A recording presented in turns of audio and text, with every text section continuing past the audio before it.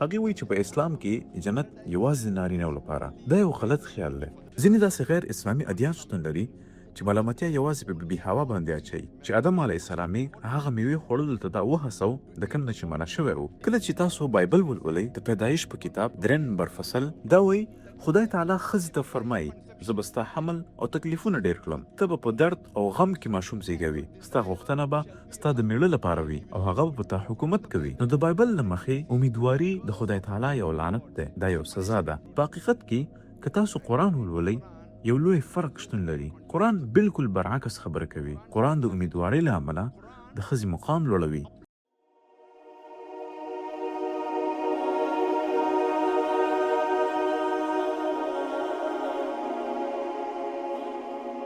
اول به موږ په اسلام کې د ښځو روحاني حقونو باره کې خبرې وکړو. یو ډېر مشهور غلط خیال دی په خاص طور په مغربي هیوادونو کې د خلکو ترمنځ. هغې وایي چې په اسلام کې جنت یوازې نارینه‌و لپاره. دا یو غلط خیال دی. د قرآن کریم یو آیت د دې حوالې سره ښه خبره موږ ته کوي. په سورة النساء 4 نمبر سورت 143 نمبر آیات کې چیرته چې الله سبحانه وتعالی فرمایي ومن يعمل من الصالحات من ذكر او انثى وهو مؤمن فاولئك يدخلون الجنه ولا يظلمون نقيرا. چې که تاسو څخه هر څوک نیک عملونه وکړي او هغه که نارینه وي او که ښځینه او ایمان ولري هغه به خامخا جنت ته ځي او له هغوی سره به ذرې غوندې بې انصافي هم نشي کېدلی. همدا پیغام په سورة النحل 14 نمبر سورت 9 نمبر آیات کې تکرار شوی دی چیرته چې الله سبحانه وتعالی فرمایي که ستاسو څخه هر څوک نیک کارونه وکړي که هغه نارینه وي او که ښځینه او مؤمن وي موږ به ورته خامخا د هغې د کارونو بدل او اجر ورکړو او موږ به هغې ته یو ښه ژوند په وربرخه کړو. دا آیتونه صریح او روښانه دي چې جنت ته تلل د انسان په ایمان او د هغه په نیکو عملونو پورې اړه لري. ایمان او عمل صالح. الله تعالی په قرآن کې په سورة النساء چې 4 نمبر سورت دی لومړی آیت کې فرمایي یا ایها الناس اتقوا ربکم الذی خلقکم من نفس واحده وخلق منها زوجها.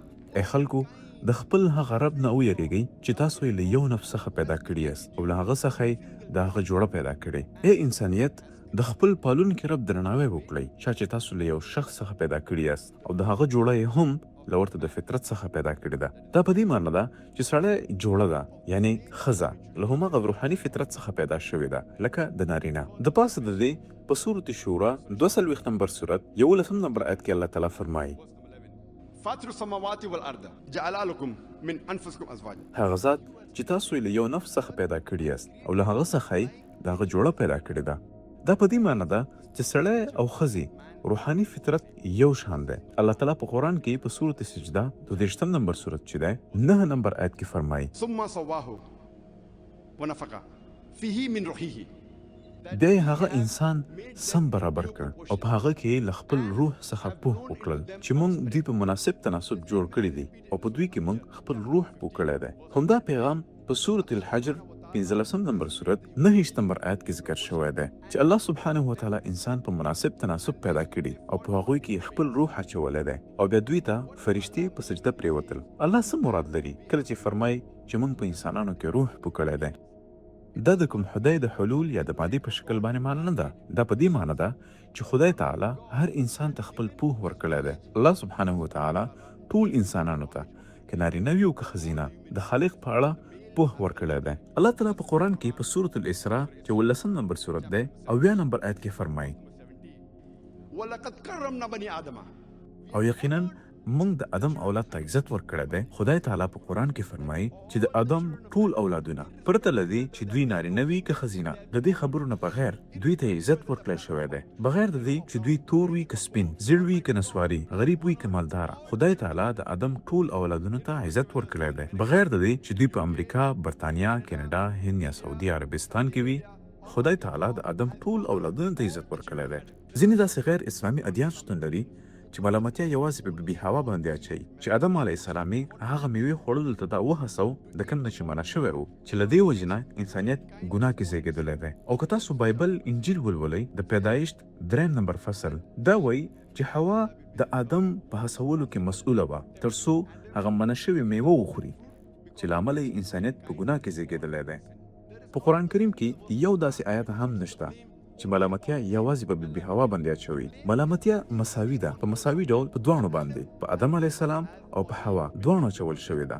او که تاسو قرآن ولولئ دا په سورة الاعراف 9 نمبر سورت له 19 څخه 20 نمبر آیاتونو کې الله تعالی فرمایلی دي آدم او حوا ته لسګونو ځله خطاب شوی دی. هلته ذکر شوی چې دواړه تېروتنه وکړه، دواړو توبه وویسته، دواړه وبخښل شول. ملامتیا په مساوي ډول په دواړو اچول شوې ده. په قرآن کې یو داسې آیات نشته چې ملامتیا یوازې په بیبي حوا باندې اچوي، مګر په قرآن کې په سورة طه 20 نمبر سورت 121 نمبر آیات کې یو آیات شته چې وایي آدم علیه السلام د خدای نافرماني وکړه، مګر داسې آیات نشته چې په ځانګړي ډول وایي چې حوا مسؤله وه. مګر په ټوله کې که تاسو قرآن ولولئ لکه څنګه چې ما وویل تاسو نشئ کولی یوازې یو آیت وښایي. که تاسو قرآن په مکمل ډول ولولئ موږ باید دا ومنو چې دواړو تېروتنه کړې وه، دواړو توبه وکړه او دواړه وبخښل شول. د پاسه د دې کله چې تاسو بایبل ولولئ د پیدایش په کتاب 3 نمبر فصل دا وایي خدای تعالی ښځې ته فرمایي زه به ستا حمل او تکلیفونه ډېر کړم، ته به په درد او غم کې ماشوم زیږوي، ستا غوښتنه به ستا د میړه لپاره وي او هغه به په تا حکومت کوي. نو د بایبل له مخې امیدواري د خدای تعالی یو لعنت دی، دا یو سزا ده. خدای فرمایي زه به ستا حمل ډېر کړم او ته به په درد او غم کې ماشوم زیږوي. که څه هم دا پر ښځه د الله تعالی سبحانه وتعالی یو سزا ده، امیدواري یو لعنت دی، دا یو سزا ده. او دا وایي چې ستا غوښتنه به ستا میړه وي او هغه به په تا باندې حاکم وي. په حقیقت کې که تاسو قرآن ولولئ یو لوی فرق شتون لري. قرآن بالکل برعکس خبره کوي. قرآن د امیدوارۍ له امله د ښځې مقام لوړوي. قرآن په سورة النساء 4 نمبر سورت لومړی آیت کې فرمایي دا فرمایي د هغه رحم احترام وکړئ چې تاسو یې زیږولی یاست. قرآن په سورة لقمان 11 نمبر سورت 14 نمبر آیت کې فرمایي موږ انسان ته د خپل مور او پلار په اړه وصیت کړی چې ورسره ښېګڼه وکړئ. د هغه مور چې په سختۍ کې په ګېډه ګرځولي او په درد یې زیږولی یاستئ. قرآن فرمایي د خپل مور او پلار احترام وکړئ، په ځانګړي ډول د خپل مور، ځکه چې هغوی تاسو په درد کې په نس کې ګرځولی یاستئ، په سختۍ سره هغه تاسو په ګېډه کې وګرځولی او په درد یې زیږولی یاستئ. همدا پیغام په سورة الاحقاف 46 نمبر سورت 15 نمبر آیت کې تکرار شوی دی. موږ انسانانو ته د امر کړی دی چې له خپل مور او پلار سره ښه چلند وکړئ. د هغه مور ته چې د نس په درد کې ګرځولی یاستئ او په درد یې زیږولی یې. دا په دې معنی ده چې د هغو دردونو له امله چې مور یې تېروي او هغه درد چې د زیږون پر مهال یې زغموي. قرآن فرمایي چې تاسو باید د هغې احترام وکړئ. دا د ښځې مقام لوړوي. امیدواري د ښځې مقام لوړوي، هغه نه سپکوي. او که تاسو د قرآن څېړنه وکړئ او که تاسو قرآن کې معلومات وکړئ، قرآن په سورة الحجرات 49 نمبر سورت کې د انسان د قضا لپاره د خدای تعالی معیار وړاندې کوي.